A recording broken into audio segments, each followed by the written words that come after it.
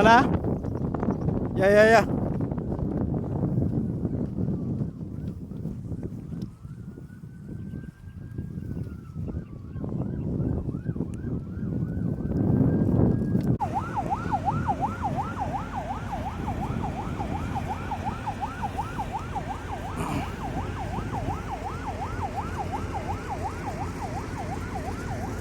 Apa isa?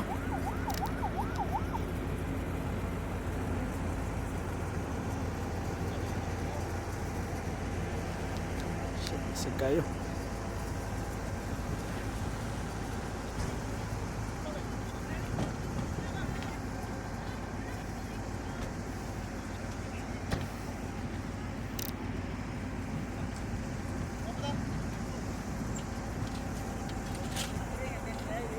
Oh, dia yate.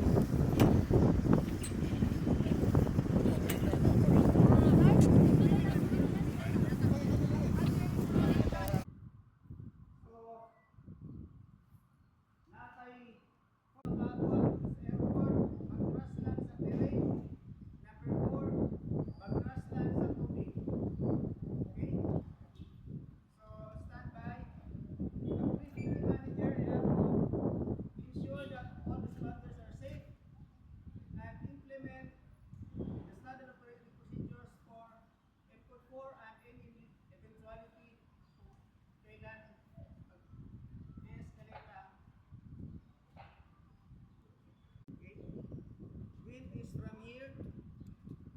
So possibilities na to, pwede siya mo landing mag-crash land either here or here. Pwede mo landing safely, it's very good. Pwede siya mag-crash land here sa tubig. Pwede siya mag-crash land sa terrain, either here or there.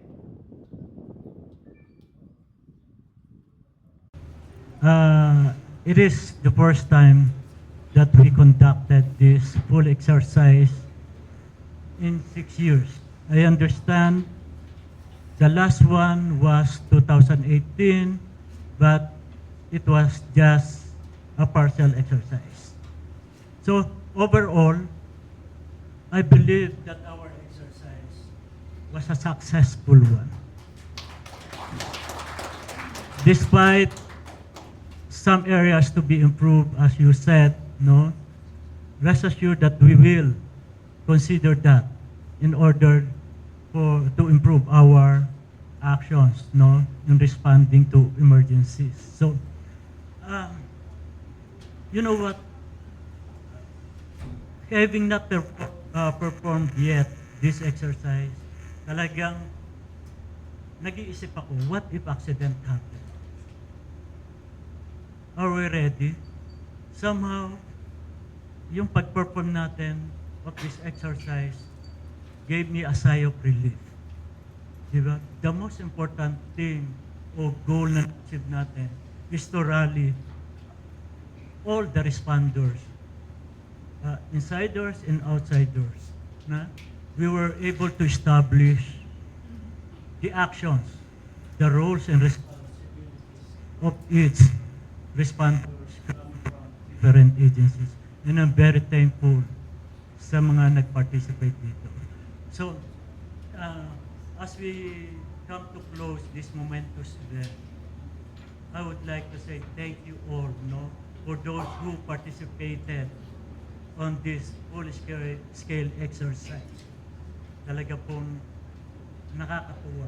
So, I know you gave your all, your effort, and time to realize this exercise.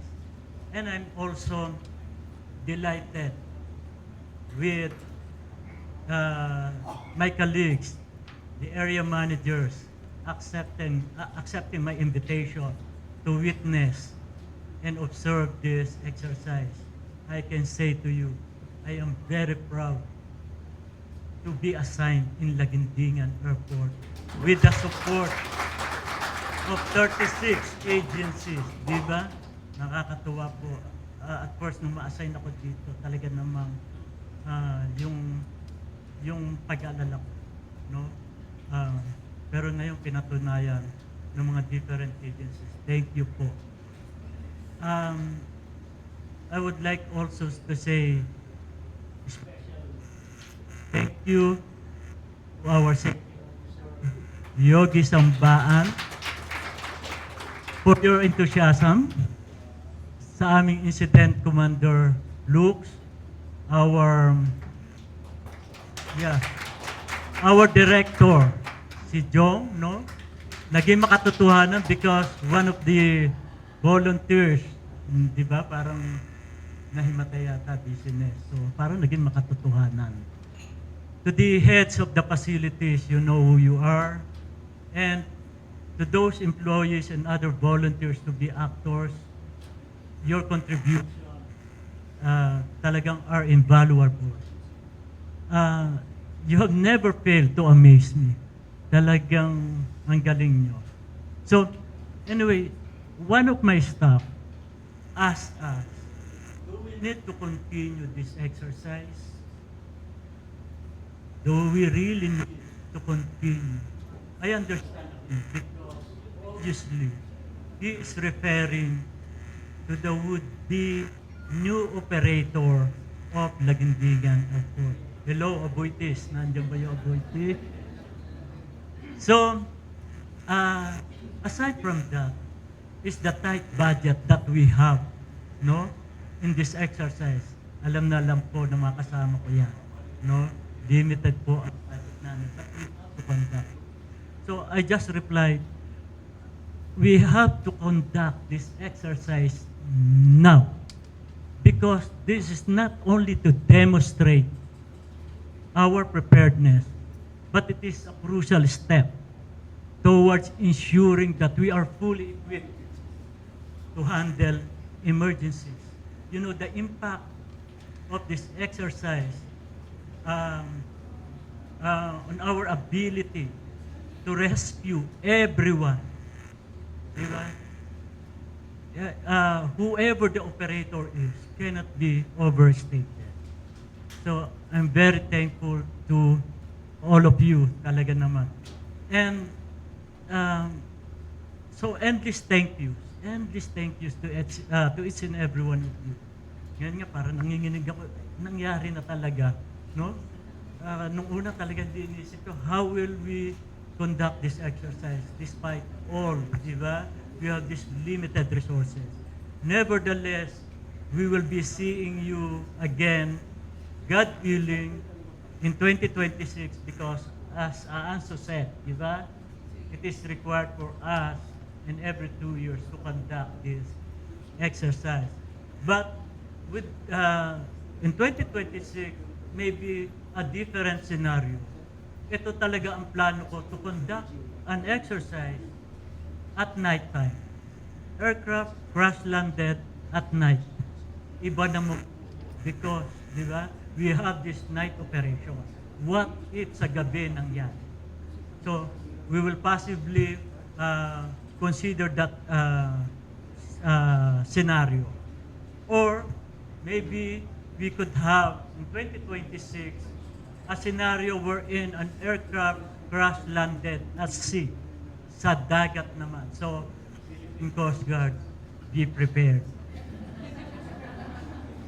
So, anyway, I won't take this long. Thank you very much. Talaga po. Thank you. Maayo po sa inyong tanan.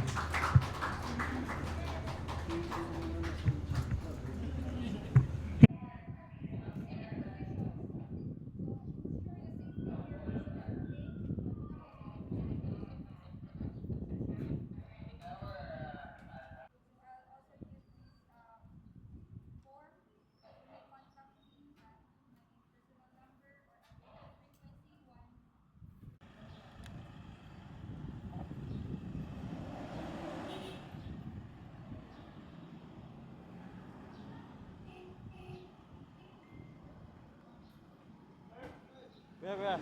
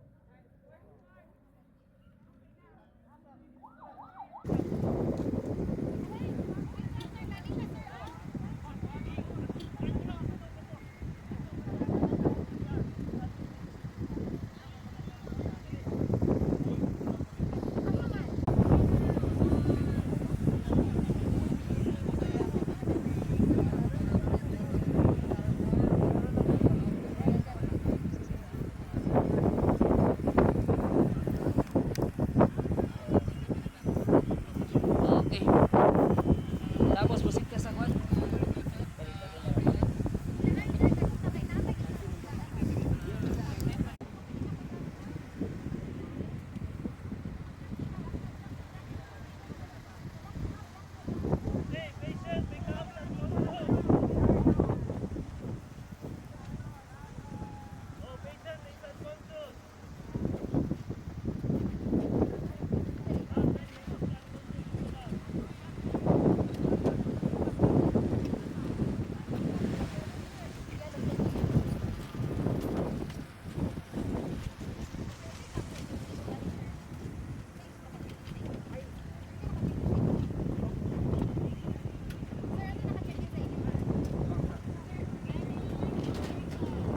Ate, ate, anda.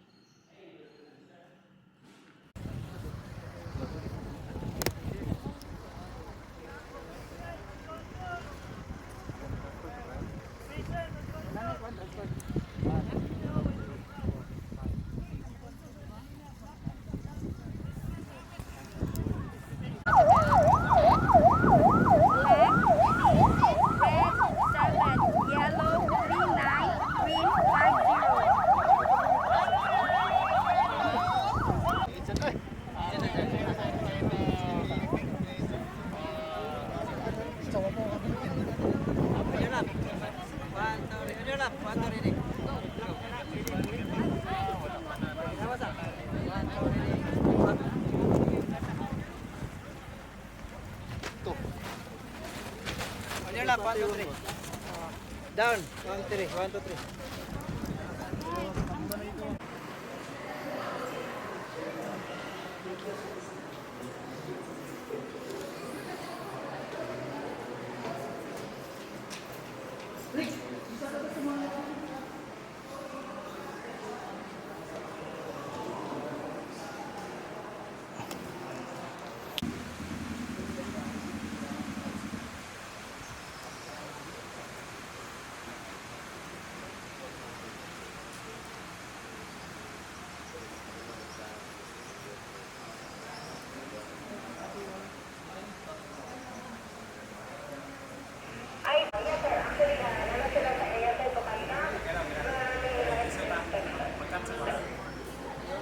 Kurang audio.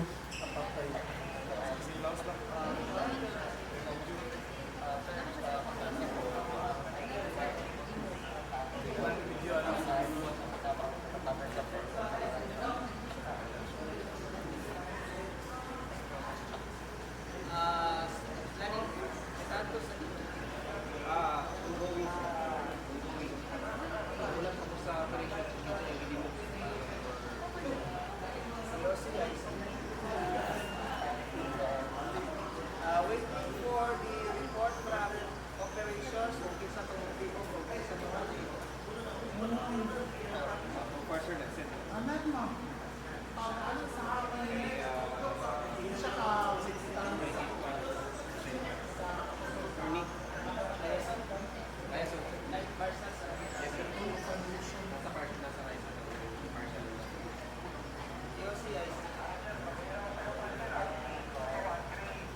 planning, nagpadala sa partial report sa Timo Palisades sa Nayo.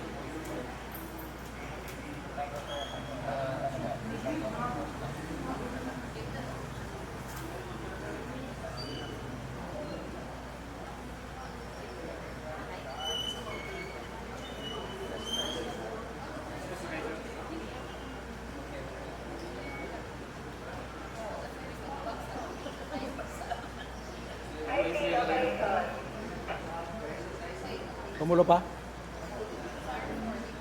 Ay, padayon pa ko?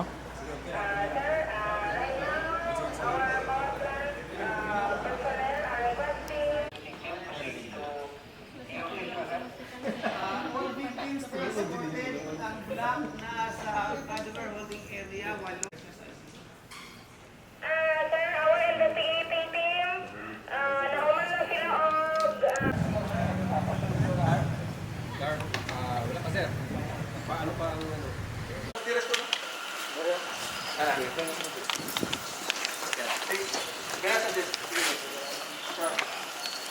Ищи, что говорится.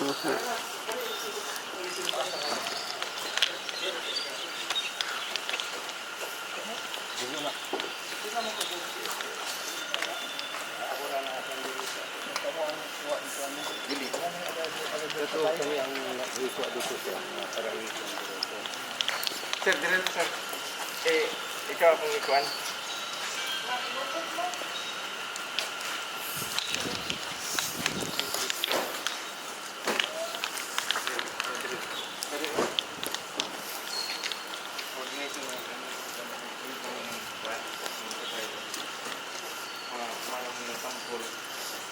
Para kung sunog ang sunog, masunog ko kuan, identify. Kung nasunog binataran, di na makuhan. Assuming wala ID ang Wala yung idea ko. Kay sunog man na ito. Di ba na-fire na sunog ito namin dito? Ito nila? Na hindi ko makapot. Okay, sunog. Tanaw na ko usap ang senaryo kung naman sunog. Naaman to diri sa text.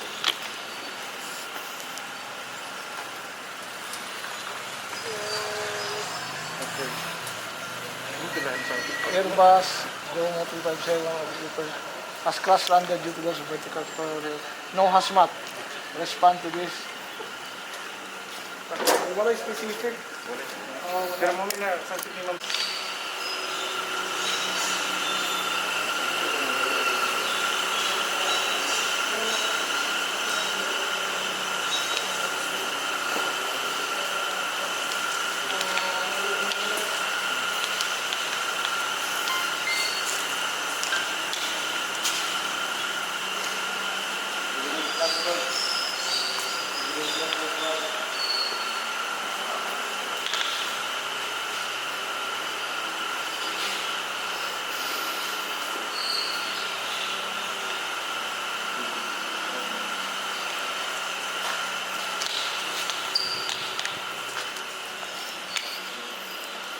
akong pagkuha sa nga makuha siya na photographer ko na. Ni. Sa crime scene ba? Ah, Pati po, ikaw sir, ikaw na sa crime scene. Ikaw ba? namin siya, mag-picture mo. Ayaw mo pagpag-picture na namo doon sa crime scene. Parang sila lang makuha. Kay unauthorized na.